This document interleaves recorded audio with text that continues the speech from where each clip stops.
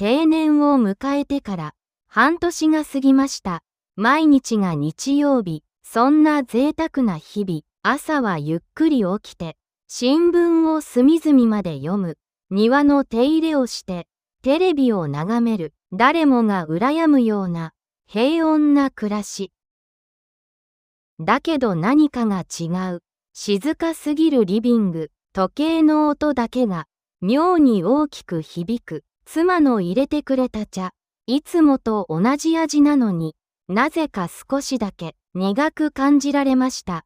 今日も行く場所がない。その事実が静かに胸を締め付けます。現役時代の趣味はゴルフと飲み会。でも退職すると誘いは減っていき、気づけばスマホは一日中鳴りません。ため息が増えました。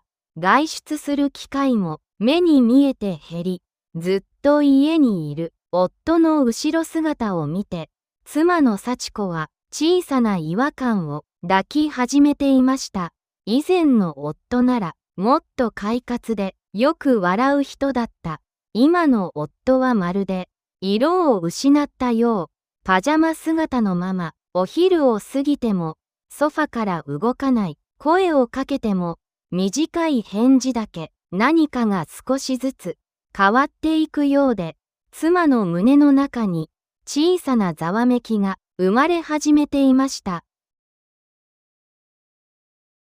週末の昼下がり、息子の祐介が久しぶりに帰省した。リビングの空気がどこか重いことにすぐに気づきます。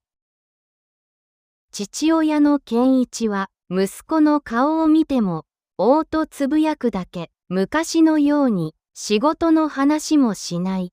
目がどこか遠くを見つめているよう。夜、台所で幸子は息子に静かに打ち明けました。お父さんね、最近ずっとあそこに座ったままなの。その声は震えていて、現役時代にあれほど輝いていた父親が社会から切り離され小さくなっていく。その姿を見るのが何よりもつらかった。僕が何とかするよ。祐介は心に誓い、父親の趣味の棚をそっと見つめました。このままでは父の心が壊れてしまう。強い焦りと悲しみが家族をくるみ込んでいきました。翌朝の散歩の途中、祐介は父親にそれとなく話しかけました。父さん、最近、地域の回覧板、見た？健一は黙って首を振るだけです。公民館でね、面白いことやってるよ。お金もかからないし、父さんの知識が役立つかもしれない。その言葉に健一は小さく目を見開いた。自分の知識がまだ役に立つのか。会社の肩書きを失い、自分にはもう何の価値もないと思い込んでいた。でも息子の一言が冷え切った心に小さな火を灯したのです。ちょっと覗くだけなら、健一の心の中に久しぶりの衝動が静かに湧き上がりました。月曜日の午前中、健一は背広ではなく、歩きやすい上着を羽織り、地元の公民館へ足を運びました。いつもは通り過ぎる、その建物の扉を緊張しながら開ける。中ではシニアたちが集まっていました。案内板に書かれた地域ミニ塾の文字。お金をかけずに知識を共有する場。健一はそっと最後列の席に腰を下ろしました。まずは地域の歴史講座のサークル。受講料は月に数百円程度でした。翌週からは囲碁の集まりにも顔を出すようになり、さらには近くの小学校の通学路で見守りボランティアの登録も行いました。特別な準備は何もいりませんでした。ただ、朝決まった時間に服を着替えて外に出るという新しい習慣、これだけで十分でした。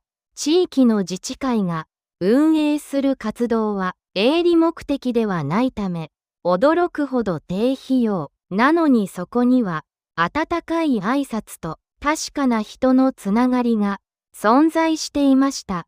健一はノートを開き、熱心にメモを取るようになりました。現役時代のように誰かに命令される仕事ではありません。自分がやりたくて選んだ小さな行動、それが健一の日常を少しずつ変えていきます。1ヶ月が経ち、健一の表情に明らかな変化が現れ始めました。朝、自分で起きて、行ってきますと、笑顔で出かける、その声に張りが戻っていました。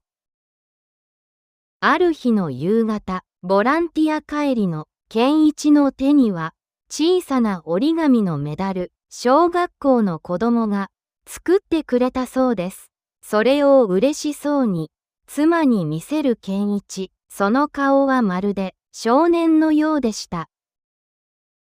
幸子はそれを見て、台所で静かに涙を拭いました。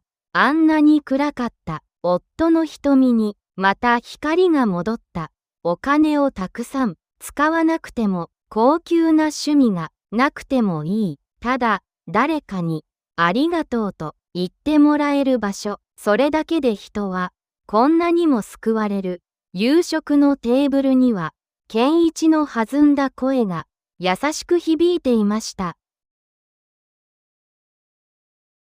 定年退職という大きな節目、それは決して終わりの始まりではないのかもしれません。肩書きを捨てて新しく出会う地域という温かい場所、お金をかけずに孤独を消す方法は案外すぐ近くの公民館の扉の向こうに隠れているものです。今日も健一はお気に入りのノートをカバンに入れて軽やかな足取りで出かけていきます。あなたの町の公民館にもきっと新しい居場所が待っているはずです。少しだけ靴を履いて外の空気を吸いに行きませんか？輝く後半生はそこから始まります。